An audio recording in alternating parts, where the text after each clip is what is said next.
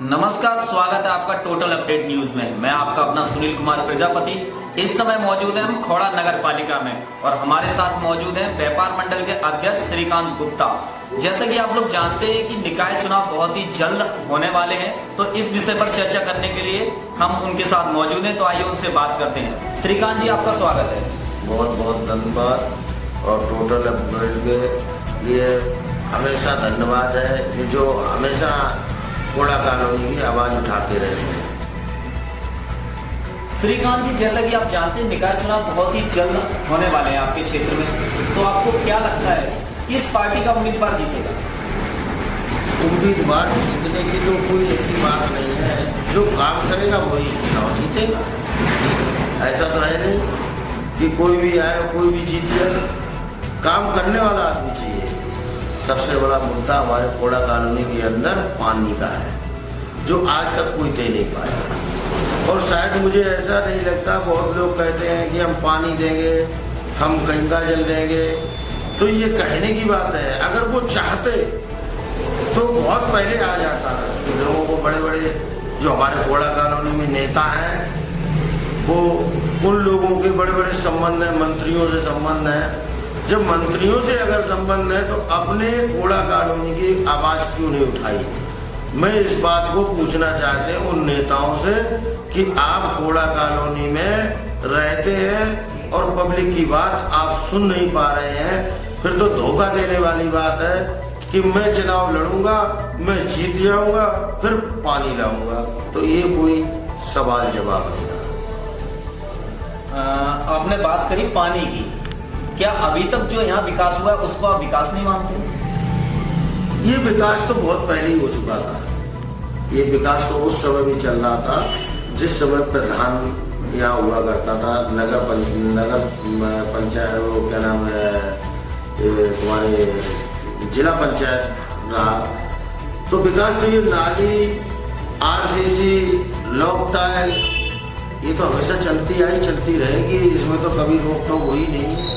और ये अगर नगर पालिका जो बनी है, नगर पालिका के हिसाब से अगर काम हुआ होता तो आज हमारे कूड़ा कॉलोनी में कोई स्कूल की व्यवस्था नहीं है। जो बच्चे हमारे कहीं दिल्ली में जा रहे हैं पढ़ने के लिए, नोएडा में जा रहे हैं, गाजियाबाद में जा रहे हैं, बाहर जा रहे हैं, तो कम से कम इतना तो होना चाहिए था कि इतनी व्यवस्था अच्छी होनी चाहिए थी कि शिक्षा तो मिल जाती। फिर यहाँ शिक्षा की बात आती है कि अगर अचानक कोई अगर घटना घट जाए, जैसे कोरोना काल आया था, तो कोरोना काल के दरमियान में कोई ऐसा हॉस्पिटल नहीं था, न कोई प्राइवेट न कोई सरकारी, कि जिससे हमारी कूड़ा कॉलोनी के लोग अपना इलाज करा लेते। तो ये कोई विकास इन्होंने किया? ये तो लॉक टाइल और नाली, साफ सफाई, ये तो पहले भी चलती आई, अब भी चलती रहेगी। आगे जब तक मेन मुद्दों की बात लोग भूल जाते हैं, खाली भटका देते हैं मुद्दों पे। यही सबसे बड़ी कमी है कि यहाँ के जो नेता हैं वो मुद्दों से भटक जाते हैं। मुद्दे पे अगर चलते तो माननीय मुख्यमंत्री जी ने बोला था कि हम पानी दे देंगे। विधानसभा का जब चुनाव हुआ था तो ये बोला था कि कूड़ा नगर पालिका को पानी बहुत जल्द मिल जाएगा। लेकिन पैरवी किसने की? किसी ने। वो इसलिए नहीं की कि आने वाला निकाय चुनाव है कि हमारे पास मुद्दा नहीं है और मुद्दा लेके जाएंगे पानी का।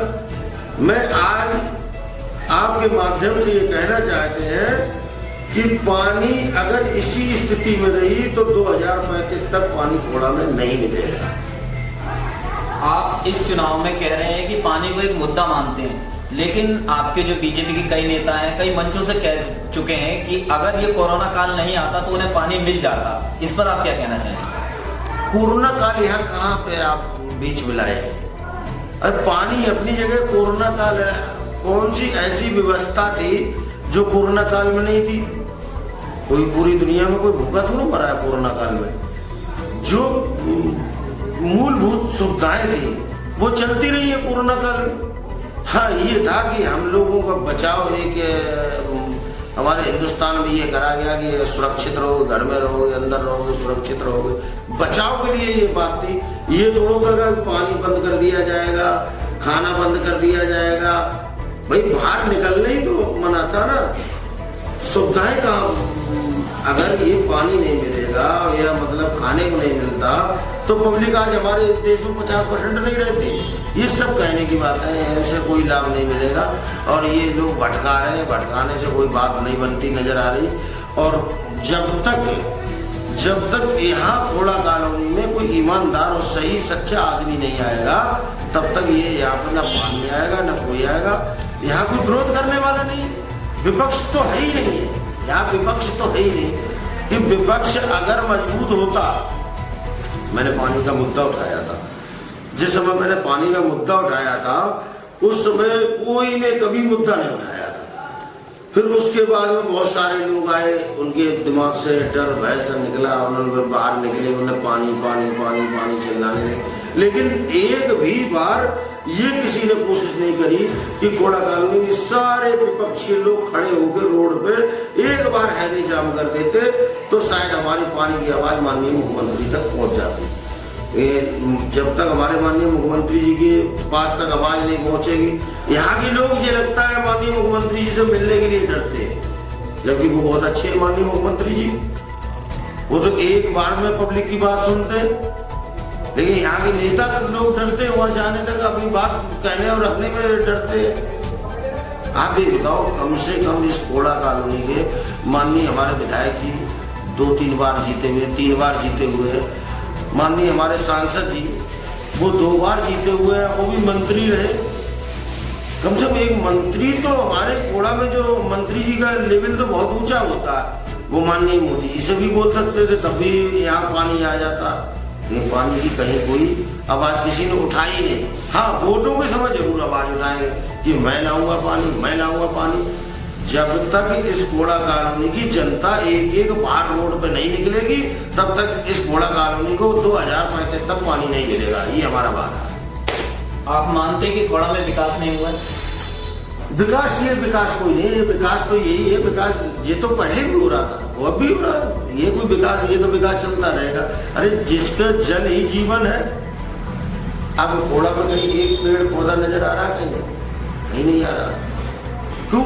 हमें लोगों ने अगर एक काम लोग अगर नगर पालिका कर लेती कि हर घर पे ये कह देती कि जो समरसीवर लगे तो बोरिंग करवा लो, तो हमारे यहाँ का वाटर लेवल नहीं मिलता। और अगर जो नहीं करवाते उन पर सीधा 50,000 रुपए का जुर्माना रखते, ऑटोमेटिक होस्टिंग बोरिंग होना शुरू हो जाती, तो पानी का वाटर लेवल हमारा गिरता है। हमारा पानी जितना आता समरसीवर लगता बह जाता बाहर। तो चलो मान लेते हैं आपके नजरिए से कि खोड़ा में विकास नहीं हुआ है, आप अध्यक्ष हैं व्यापारियों को, तो व्यापारियों का जो रुख रहेगा किस तरफ रहेगा? ये तो व्यापारी तय करेंगे। अभी समय नहीं आया, अभी तो आरक्षण ही नहीं आया कि जनरल है, बैकवर्ड है या एसटी है।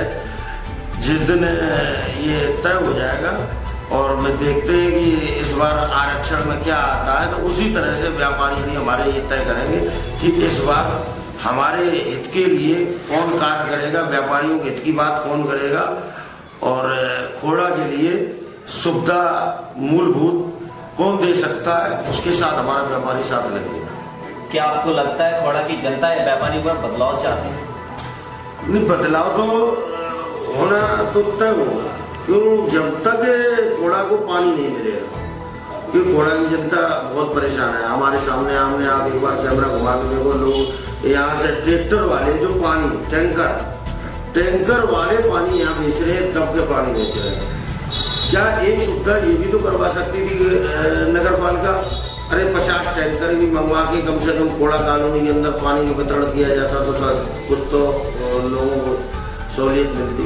एक कहने और करने में बहुत बड़ा अंतर होता। मैंने एक बार बोली थी कि 34 वार्ड है, 34 बोरिंग अगर बड़ी करवा दी जाए तो कम से कम हमारे बर्तन और कपड़े और नहाने का पानी की व्यवस्था तो हो जाए। चलो पीने की व्यवस्था तो हम लोग खरीद के पानी की व्यवस्था कर रहे हैं, कोई दिक्कत नहीं है।